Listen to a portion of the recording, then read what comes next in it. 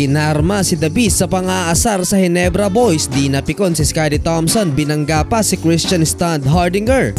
Game 3, Magnolia Hotshots versus Barangay Ginebra. First quarter mga idol, lakas ng trip nitong si Calvin Abueva, hindi pa rin tumitigil sa pang-aasar sa Ginebra Boys. Last 5 minutes ng opening frame mga idol, matapos iwang bukas ng Ginebra si The Beast for easy layup. Patawa-tawa na naman si Calvin. Si Malonzo yung andun sa paint mga idol at si Jamie din yung napikon kay Abueva noong Game 2. After nyan, matapos may pasok naman ni The Beast tong corner 3-pointer, si Scottie Thompson naman ang naging biktima ng pang-aasar ni Calvin Abueva.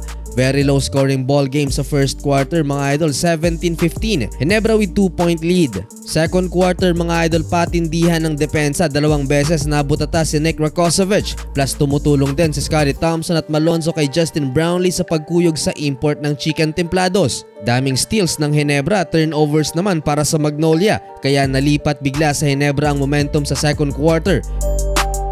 Etong si Calvin Abueva mga idol, gusto na namang patulan si Christian Stunt Hardinger. Chip shot sa dibdib ni Sista ang ginawa ni Calvin. Hindi naman pumatol sa kanya si Stunt Hardinger, kinakain lang ni The Beast ang pagbu ng Ginebra fans. Daming ganap sa first half mga idol, na technical din si Coach Chito dahil sa ginawa niya sa referee. Hindi yata nagustuhan ng Magnolia coach ang naging pito ng officials sa play ni Mark Baroka. Nagkapisikalan din si Nick Rakosovic at Sistan.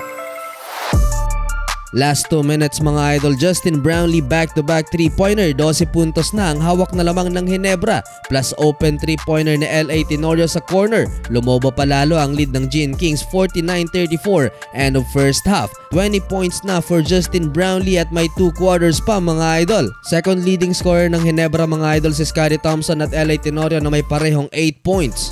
Third quarter, dahil wala si Paulie, mukhang may flu-like symptoms mga idol at 2 minuto lang naglaro sa first half. Si Calvin Abueva ang pumalit sa kanya. Pinagtawanan si The Beast ng Ginebra fans nang magtapon ng point-blank bank shot. Mukhang kinarma doon si The Beast sa ginawa niya sa Ginebra Boys kanina. Another turnover mula kay The Beast. Pinasa ang bola sa walang tao. 2 beses naman natawagan ng offensive foul si Christian Stunt Hardinger kontra kay Nick Rakosovic. Lumobo na ang lamang ng Ginebra, Brownlee again for 3 at Malonzo sa paint.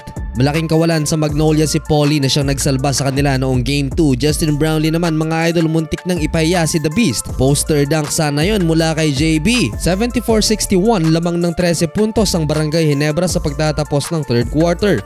Fourth quarter, minala si Calvin, 4 na turnovers na mga idol at ayaw pa magsipasok ang kanyang mga tira. 3 of 30 na so far sa field si The Beast. Credit din sa naging laro sa second half ng veteran Ginebra point guard LA Tenorio. 20 big points na so far for Teniente LA. Impressive shooting mga idol.